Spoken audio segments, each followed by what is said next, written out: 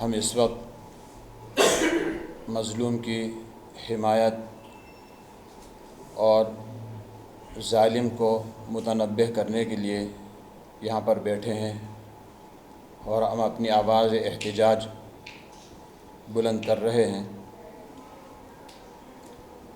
بیچارے فلسطین جو اپنے حقوق کی بازیابی اور اپنے ملک کی آزادی کے لیے جد و جہد اور محنت کر رہے ہیں، ان کو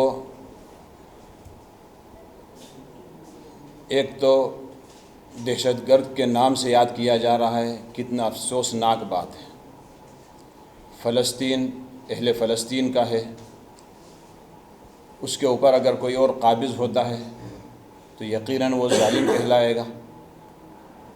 جس طریقے سے ہمارا ہندوستان ہندوستانیوں کا ہے،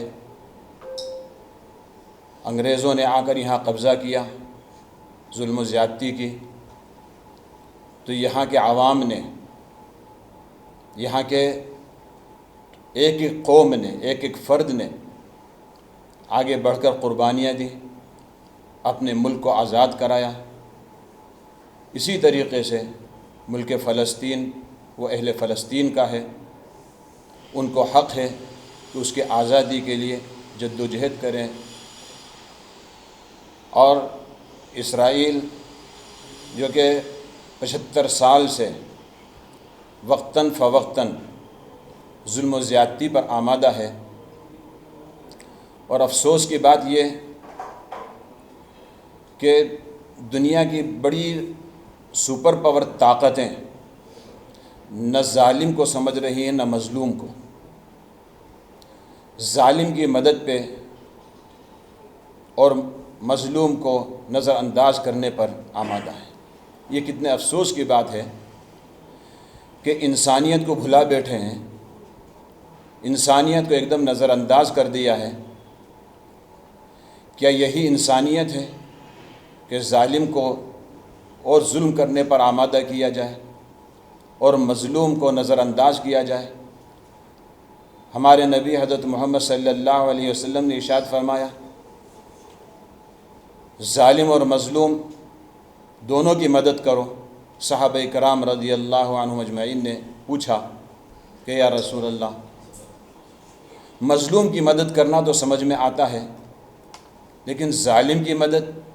آپ صلی اللہ علیہ وسلم نے ارشاد فرمایا، ظالم کی مدد یہ ہے کہ اس کو ظلم سے روک دیا جائے، مظلوم کی مدد یہ ہے کہ اس کی حمایت کی جائے، اس کی دستگیری کی جائے اور اس کو سپورٹ کیا جائے۔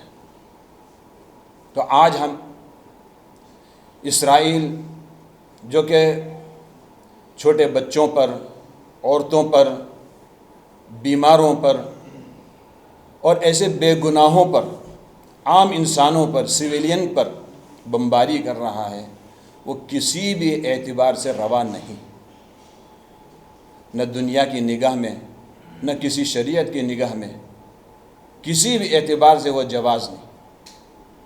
لیکن مسلسل وہ ظلم کرتے آ رہا ہے، تو ہمارا حق بنتا ہے کہ ہم مظلوموں کی حمایت کریں۔ الحمدللہ بہت سارے لوگ کھڑے ہوئے مظلوم کی حمایت میں۔ آج ہم بھی مظلوم کی حمایت ہی کے لیے اپنی آواز بلند کر رہے ہیں اور متنبہ کرتے ہیں، آگاہ کرتے ہیں کہ ظلم زیادہ دن ٹھہرنے والا نہیں ہے۔ ظالم خود اپنے کیے گئے مزہ چکھے گا اور بہت جلد وہ وقت آئے گا کہ کایا پلٹ ہو جائے گی، اس لیے کہ وقت ایک جیسا نہیں رہتا۔ آج جو ظلم کر رہے ہیں، کل جب ان کی حالت بدلے گی تو ان کو افسوس کرنا پڑے گا کہ ہم ایسا نہ کرتے۔ تو اس لیے ہم متنبہ کرنا چاہتے ہیں کہ ظلم سے باز آ جائیں۔ کسی بھی طریقے سے کسی پر ظلم کرنے درست نہیں ہے۔ انسان تو انسان ہے، ایک جانور پر بھی ظلم نہیں کیا جا سکتا۔ کوئی مذہب کسی پر ظلم کرنا روا نہیں سمجھتا۔ اس لیے ہم ظالموں سے بھی کہنا چاہتے ہیں کہ اپنے ہاتھ کو روک لیں اور جو مظلوم ہیں ان کو آزاد کر دیں، ان کو رہائی دے دیں، ان کا ملک ان کے حوالے کر دیں، چین اور سکون سے رہیں اور رہنے دیں۔ آج کا ہمارا یہی پیغام ہے۔ اللہ سے دعا ہے کہ اللہ تبارک و تعالی ظالم اور مظلوم دونوں کو سیدھے راستے پر لگائے۔ وآخر دعوانا الحمدللہ رب العالمین۔